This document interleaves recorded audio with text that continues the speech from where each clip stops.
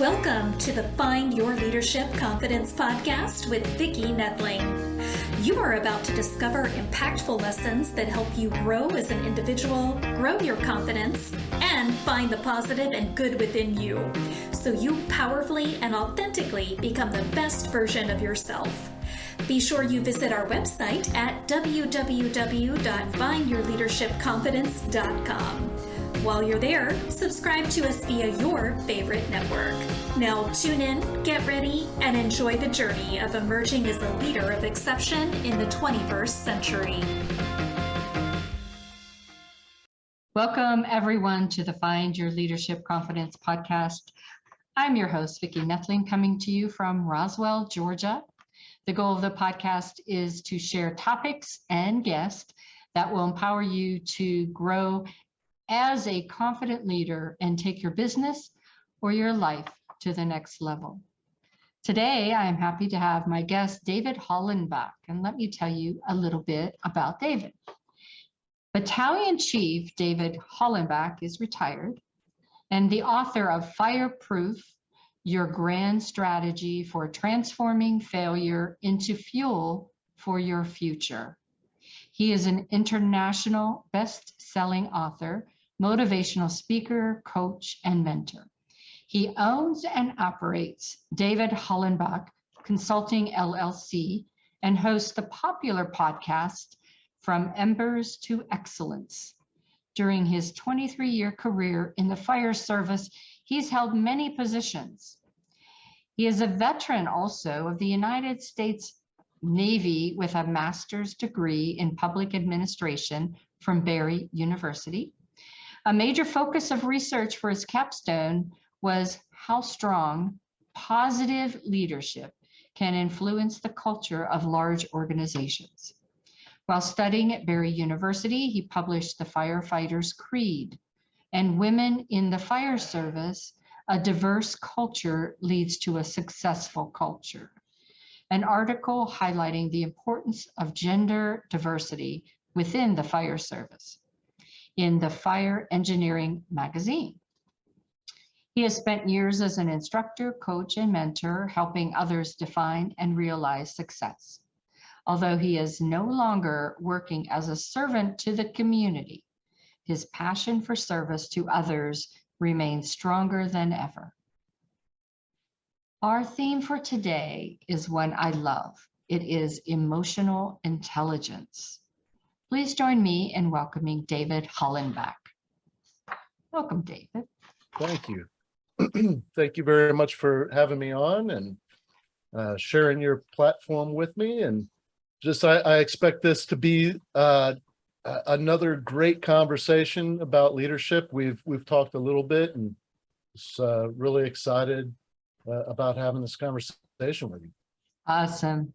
You know, I always start out with a real easy question, just so that our audience can get to know you a little bit better. But where are you currently calling home? Where do you live? I live in Central Florida. Yeah, just about 20 minutes north of downtown Orlando. he knows Mickey, everybody. My grandsons would love you. Yes. So we are going to share with our audience a little bit more about that book that you have. So Fireproof, Your Grand Strategy for Transforming Failure into Fuel for Your Future. Let us know a little bit more about that. Well, it started, I started writing a book about leadership in 2010. It really was inspired. So here's a little more. My brother passed away in 2010. And it was shortly after that, I was struggling really bad with his passing, and I wanted to create something that I could be proud of, but also show my nephew, my brother's son, this is your legacy. This is the legacy of your father, and just that kind of thing. And And so I started writing this book on leadership, but I would write several chapters and put it away. And when I went back, I'd have different ideas. And it just went on for almost 10 years before I finally said, you know what, I need to finish this. But it took on a whole other meaning and tone. Once it was meant to be this book to teach people how to be better leaders, particularly in the fire service, and it became this just authentic reveal of my life, my mistakes, the lessons that I've learned, and how those failures weren't so much failures as they were opportunities to learn, opportunities for me to grow as a leader, as a person, as a man, as a father. And I'm very, very genuine. I'm very open in the book. I made some really big mistakes in my life. And towards the end of the book, I actually reveal like one of the biggest mistakes of my life, and how it led to this like just self-destructive. I mean, I lost my career in the fire service. I went from being a very well-respected chief officer to being on the news, and not for a good reason. And I just, it almost led, well, it led to me coming within seconds of ending everything for myself. And, I had been struggling with PTSD and a lot of the things that go along with that, substance abuse and depression, anxiety, nightmares, all that stuff that goes along with PTSD, and just feeling very broken and isolated. And I didn't see any way out of it. And then I decided that like I said, I was seconds away. Like I was about to crash my truck on purpose. And on my visor is a picture of my daughter, me holding my daughter on the day she was born. And so I slammed on my brakes, and you're here. And I'm here. And with the help of, professional help, to get my mental health back on track, and really, at that point, I had felt as though I had lost my identity. After 23 years in the fire service and achieving quite a bit, that was my identity. Yeah. And then I could no longer call myself a firefighter, a chief officer. It was pretty devastating.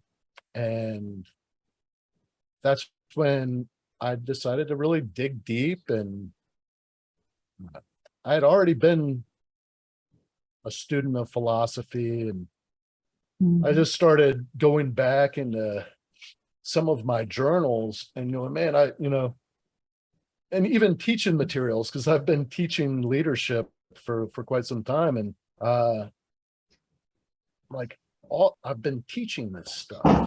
I've been going around to my stations and talking with the crews about this very thing, and I'm not living it.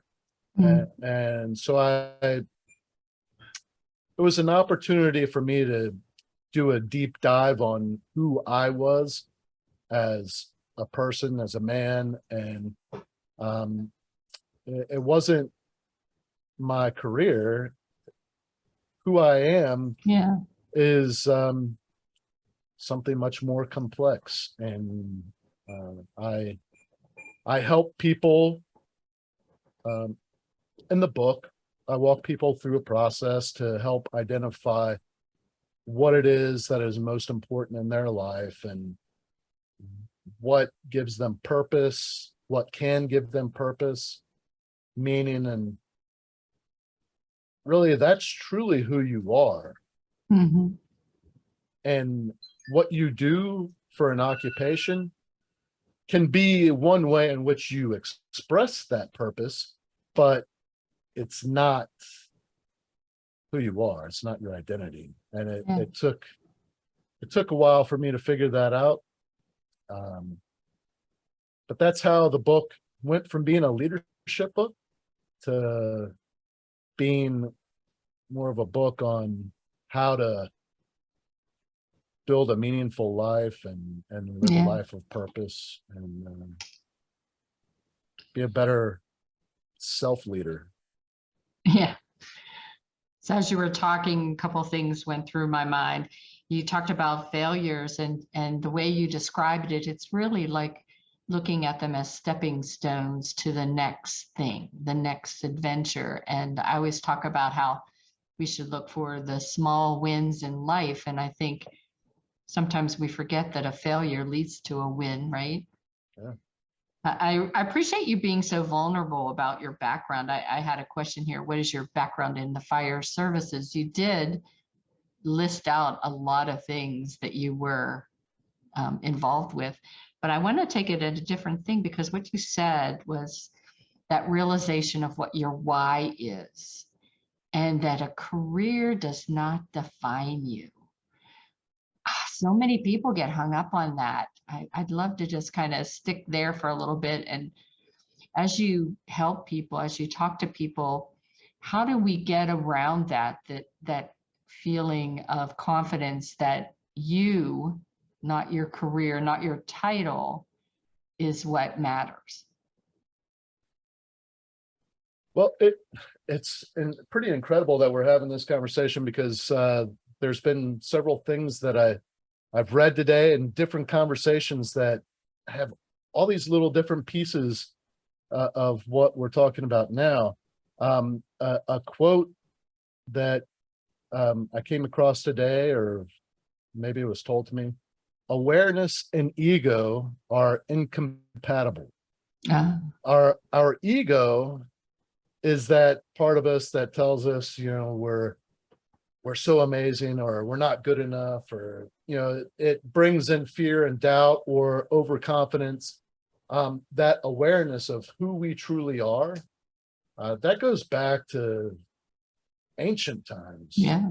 The main column at the temple, at the Oracle of Delphi, at the very top, it's maxim number 1 is know thyself. Yeah. And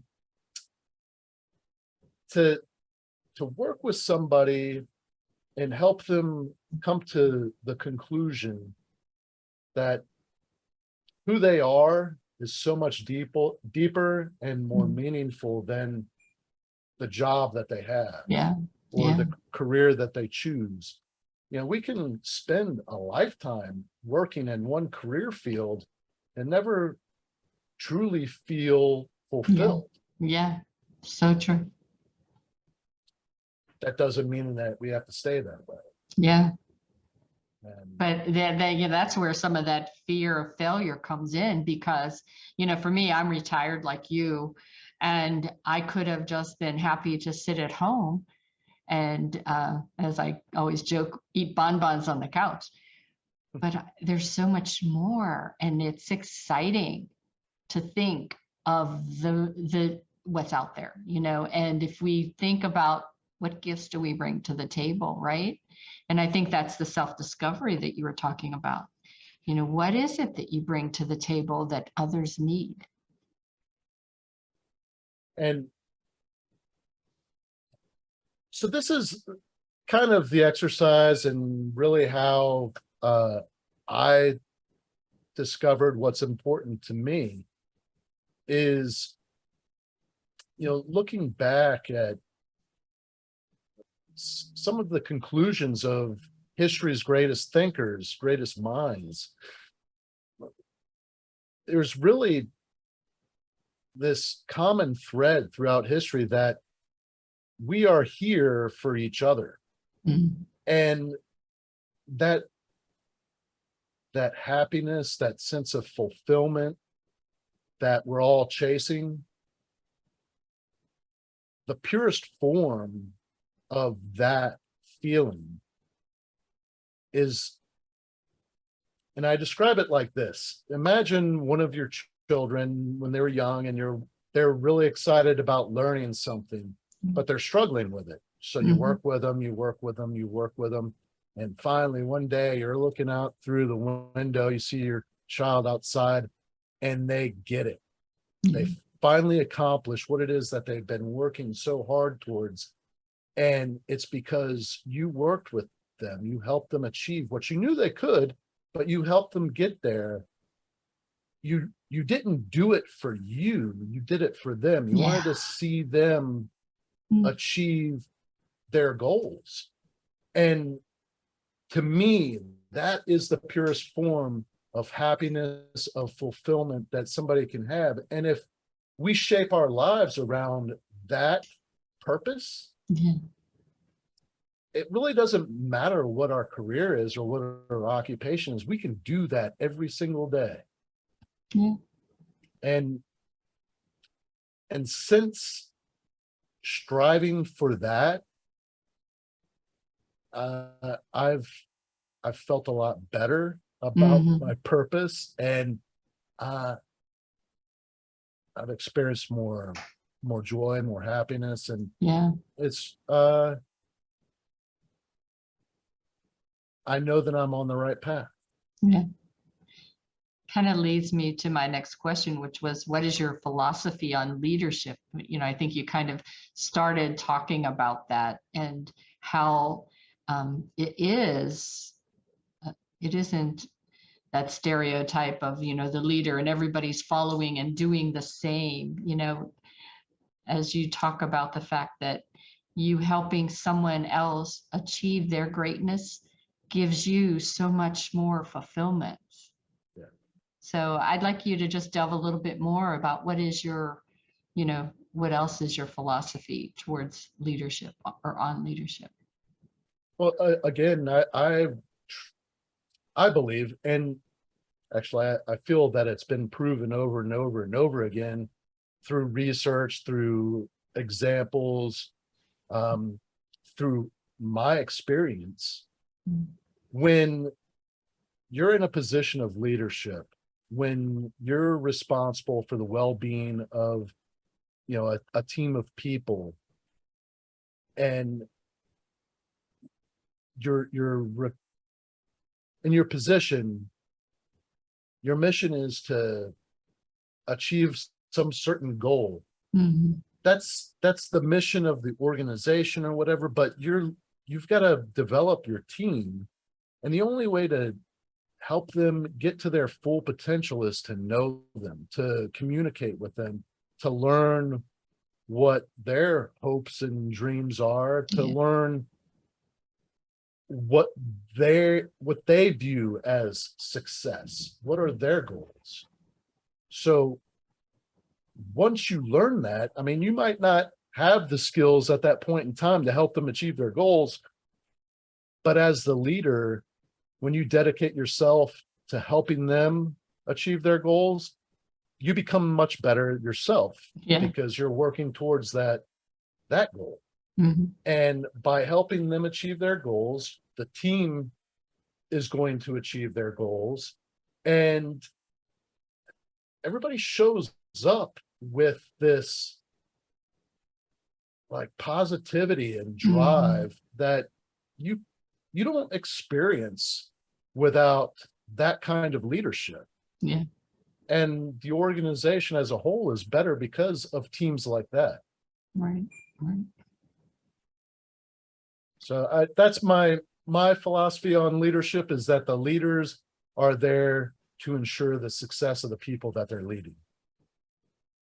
So when you look back at your life, There, I'm sure, as we mentioned, there's the failures and the successes, but there's also lessons learned. I always call my failures my lessons learned anyway, but what are the most important lessons you learned to shape you into the leader you're today? I feel like, well, with my book, when this is something that's on the back of my shirt as well. I, under my signature, when I sign a book, I write, "Be humble or be humbled." I believe that we need to be humble without fail. When you start really striving, you get, a big head, like, "Oh, I've got this. I've got the world by the short hairs, and I'm going to succeed with ease." And every time I've gotten pretty full of myself, yeah, True. because you lose sight when you're focused on yourself and your achievements. You lose sight of what's truly important, and that is the well-being, the development of the people that are in your life. And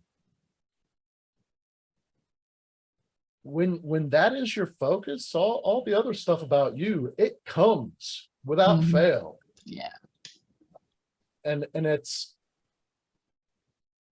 those are the really important lessons for me, is the mistakes of thinking that I'm too tough to go get help for my PTSD, or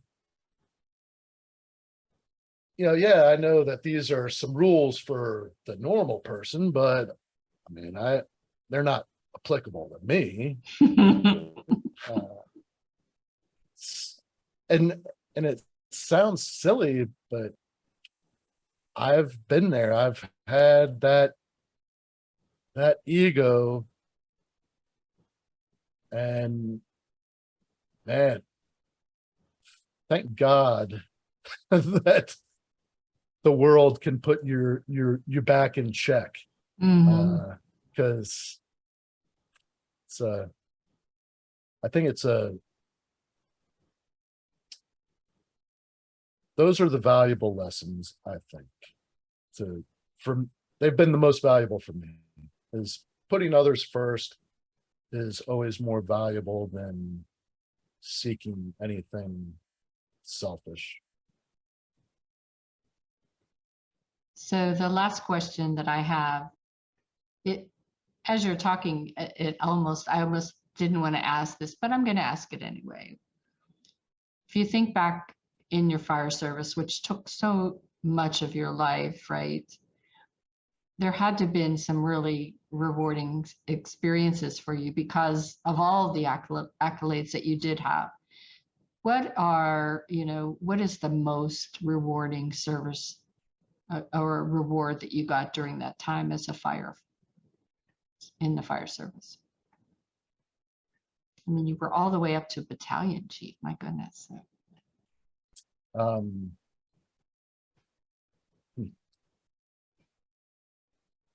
Like I know that this will make me cry. I'm sorry.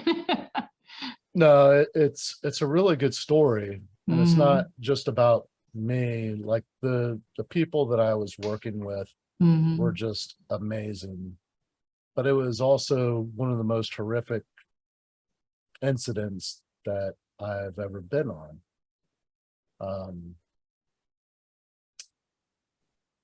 And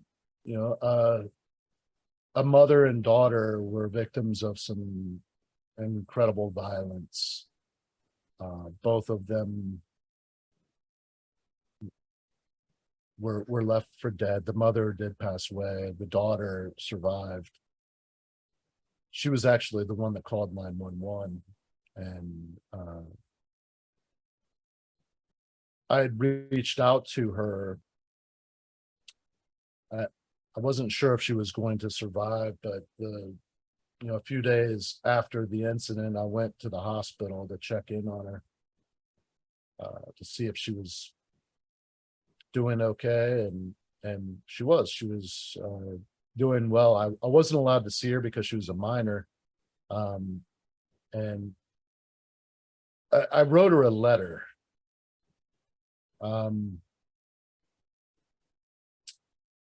And when she got out of the hospital, she reached out to the department to find us, and her and her father came to the fire station and took pictures with us. And it was a pretty incredible moment. And after I lost my job, I received a package from her, Mhm. and it was a framed picture of us at the fire station with her. And she wrote a little note, and that incident, and just recently I went to the wedding of a young man who several years ago on St. Patrick's Day, he was on his way home from work. It was a late night. I'm not sure what he did, but he was working late, and on his way home, he fell asleep at the wheel, and he had made it into his neighborhood. And there was this big roundabout with like a little island, and he was living with his parents, and he was supposed to go around the roundabout and to the left. Well, I guess he dozed off, and he did like a Dukes of Hazzard jump. That little island thing had enough in it that when he hit it, it launched the car into the air, and it went into a retention pond. And this is like 3 a.m, and a husband and wife were walking their dog at 3 a.m. for some reason, but they were walking their dog, and they saw it happen, and they called 911. Everything fell into place that night. I was responsible for rebuilding the department's dive team, and multiple people that were working that night were instructors of mine. We taught dive rescue to people that were trying out for the team, and it just so happened that we were all out on the road heading back to our stations after a rather large event, and we converged on that retention pond and had people in the water.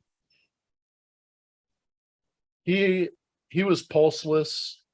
He was not breathing. His skin was gray when we pulled him from the water, but by the time the rescue got him to the hospital, he had a pulse. Wow. And a blood pressure. And his father reached out to us, and me and several other people that were on that call that night stayed in contact with the family. And that young man, Sean, got married recently this year, and I got invited to the wedding, and it was pretty cool. And Yeah. See, you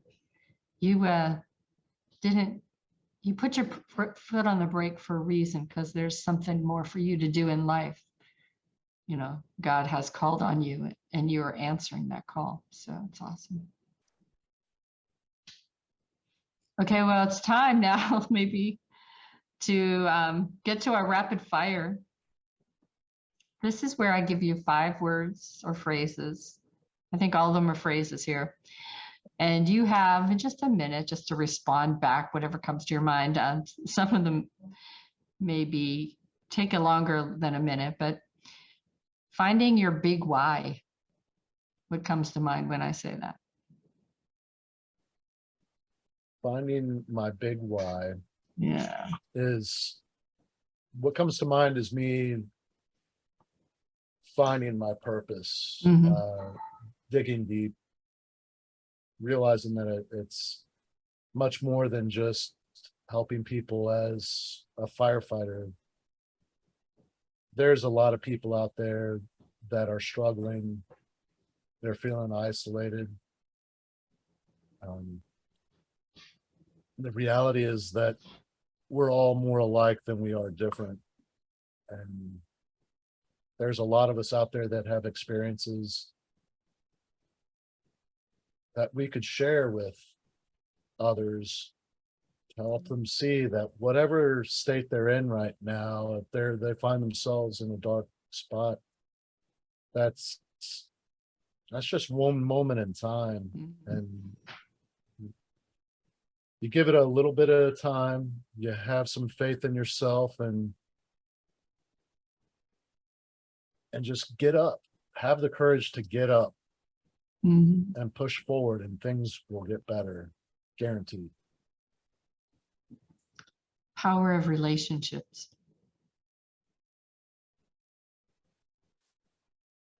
That to me is what it's all about, man. Yeah. I think that is ingrained in us to be a functioning part of a community, and having that relationship with the people in the community that you're making, your contribution is making that community better. And it's those relationships that you develop. Top 2 tools for relieving stress. Exercise and meditation.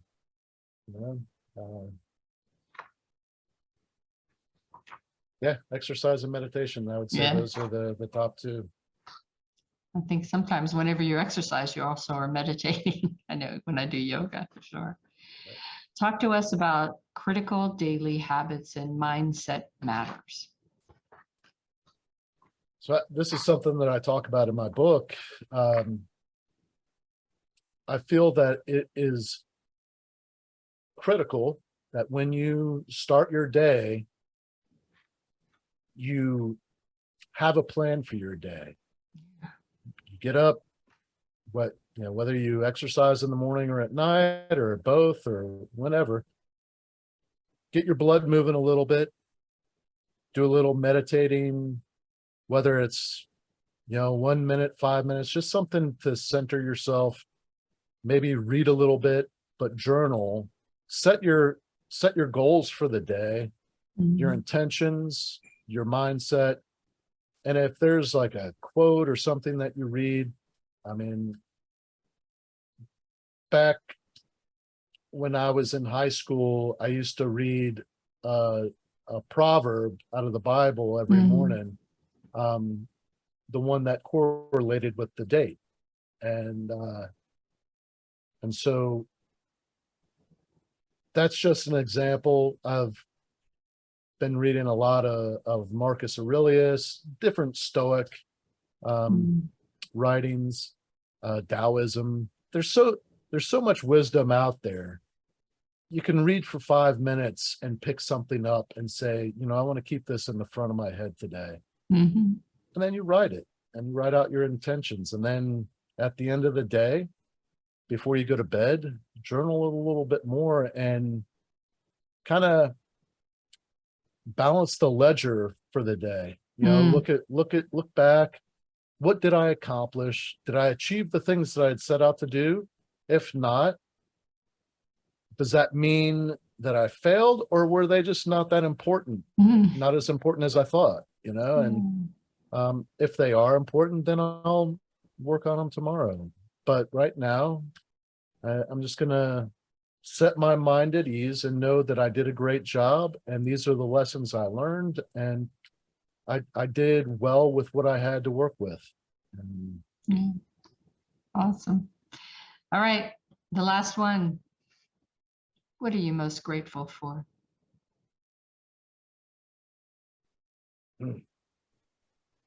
my daughter, Mm.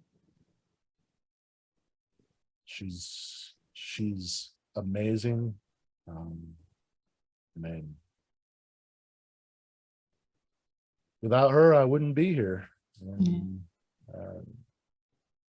yeah, she's amazing. I'm extremely proud of her, and extremely grateful that I have someone as kind and as thoughtful as her in my life.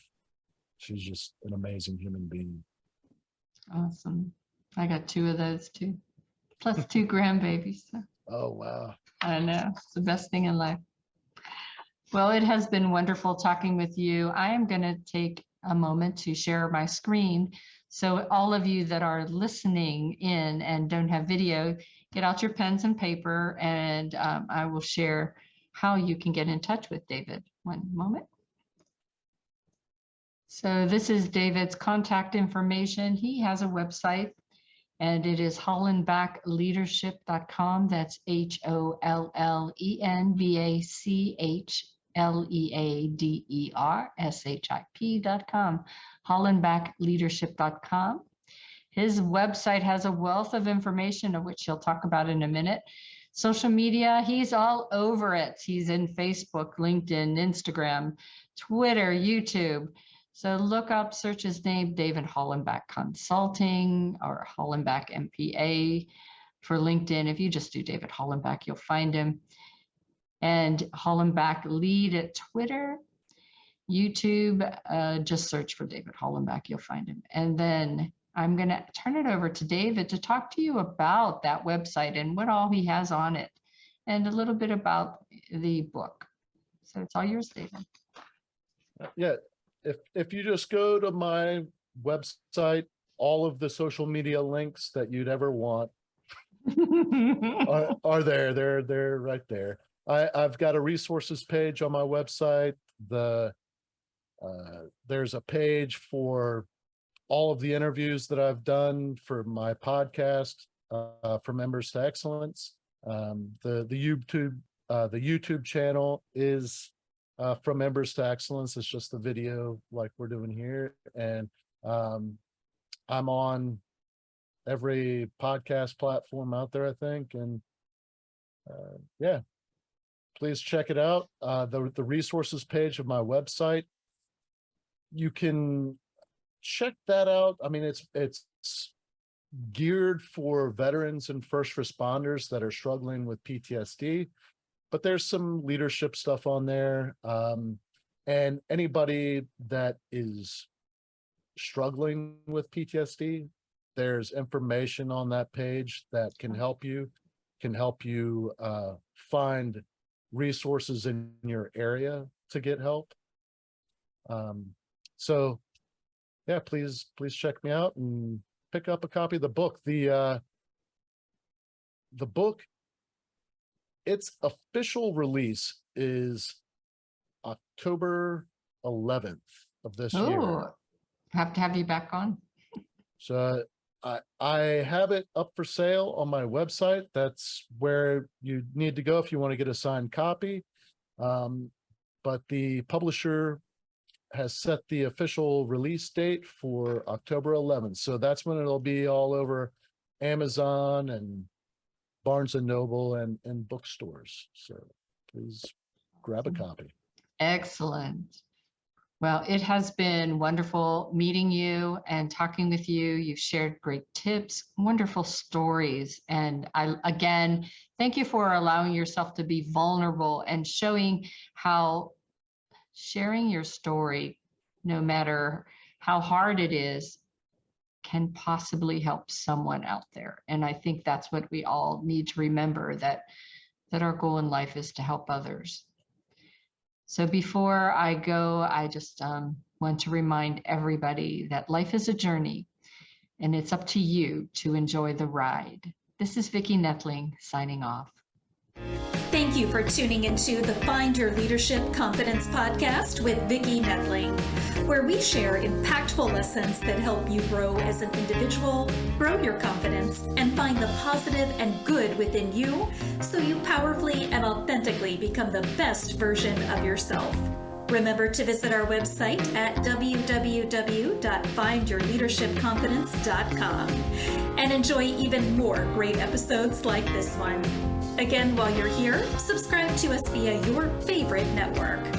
We look forward to seeing you next time on the Find Your Leadership Confidence podcast.